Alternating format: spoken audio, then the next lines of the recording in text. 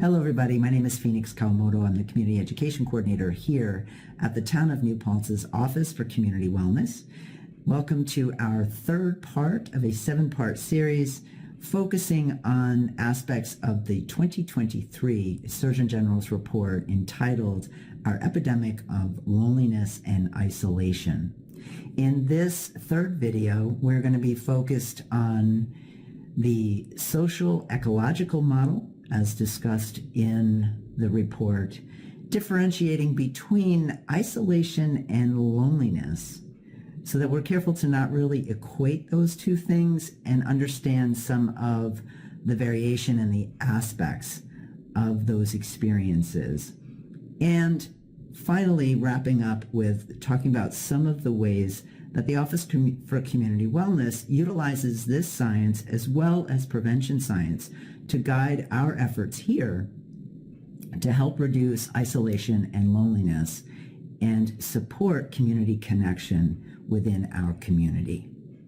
So when we look at the social ecological model as it's presented in this report, they focus on 4 aspects. They focus on the individual, relationships, community, and society.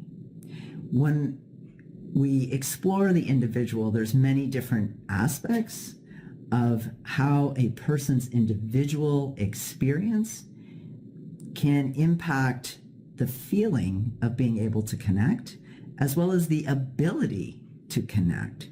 So if I'm someone who has some chronic health conditions, as well as some sensory or functional impairments that can play a role in my ability to connect and feel connected, as well as personality, the presence of financial resources, my ability to actually, tap into what's available can be dramatically limited because I just don't have the funds to participate and be a part of that. Also, it varies by my life stage and where I'm at and what I need. There might not be a good fit as far as where I'm at and what's happening within the community of which I live. So those are things that are more on an individual basis.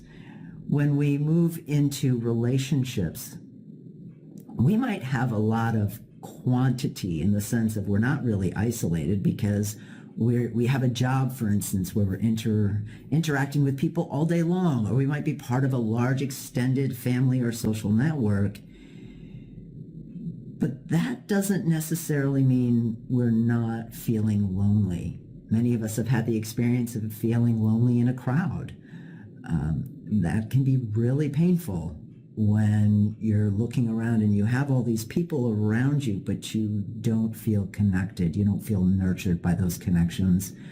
And so there is this difficulty and disconnect that can really be painful and compounded when we're aware of we have all these people, but we can't seem to connect with them. So when I talk about a kind of a dual continuum, that's what they're focused on in this report, right? They're looking at the quantity, the quality, and the function of the different relationships in our lives. We might have, like I said, a big family or a big social network, but depending on what's happening within that system, people might not really be able to show up in a way that we need them to. And so it could be historical or multi-generational trauma in a family. It could be the existence of a lot of chronic stress within a family that it's not for lack of love. It's the inability to be present and connect, and for people to feel nourished by those connections. When we look at the community level, it's the access and availability and the provision of different opportunities within that community.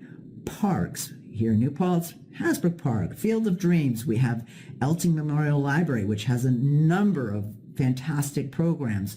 We have Historic Huguenot Street, Margaret Wade Lewis Cultural Center. There's many different organizations, our faith organizations, clubs that are present and working together as well as within their own, settings to create opportunities.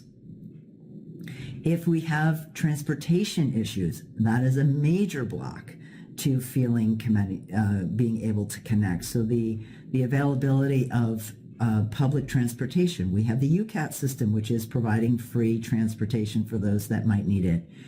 But these are barriers that have been a problem in our county for many, many, many years that different folks are trying to address and problem solve around. But they play a major part in people's ability to feel connected and a part of. And the fourth part is society itself. So the presence of norms, the impact of policy and government and local government, and cultural climate. Is it feeling welcoming and inclusive? Things that can deter people from engaging and feeling comfortable in making those steps in the greater world that they are a part of. So in New Paltz, through the Office for Community Wellness, as I mentioned in previous videos, this program grew out of a substance abuse prevention grant, and I've been in the field a long time. And prevention science, we look at the risk and protective factors. And if you were to look at the Hawkins and Catalano model, they were talking a lot about the impact of attachment and connection within families, within schools, within communities.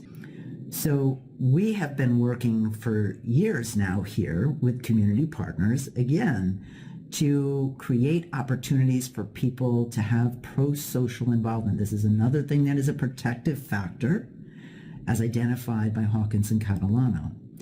We have the developmental assets model looking at youth and how to support youth, and internal and external assets.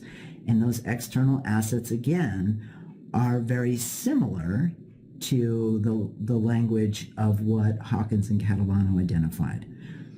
So the sciences have been pointing in this direction and providing the research and the data, and it's been happening for decades now in looking at how do we help people and help support people so that they can really have rich and fulfilling and healthy lives.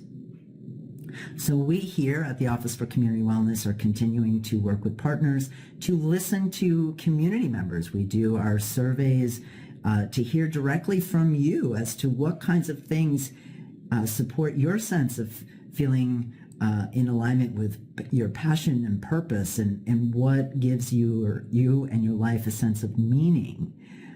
Because those are the things that really help combat, right, or reduce the risk of the impact of chronic stress and provide opportunities for people to connect. So right now, here in New Paltz, especially for the winter months that can be so difficult, we have our karaoke nights coming up February 22nd and March 22nd here at the New Paltz Community Center from 7 to 9. We will have snacks and refreshments and a good time, and it's free. Again, we try to do things free of charge here through the Office for Community Wellness to help reduce that barrier that can exist where people don't have the money. Things are costly right now. People don't have as many resources as they once had for recreation and relaxation, and really hopefully a sense of some rejuvenation, right? Something that can help recharge you.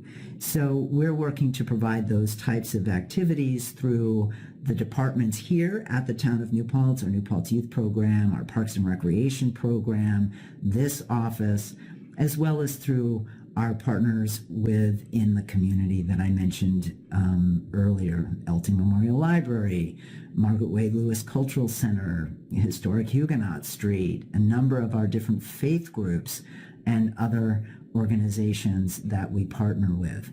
So we have the karaoke nights, karaoke cafe, and we also have a movie night coming up on March 8th. We're showing Wonka here at the Community Center, 3 Veterans Drive, New Paltz, from 7 to 9. Again, free snacks, free popcorn, and really just an opportunity to come and be together in community and have a good time.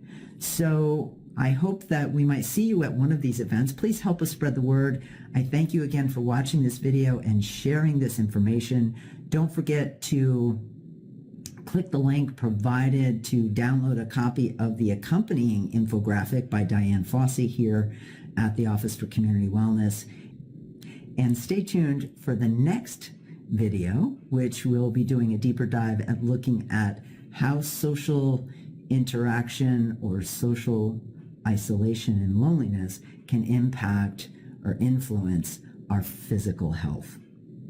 Take care, everybody. See you soon.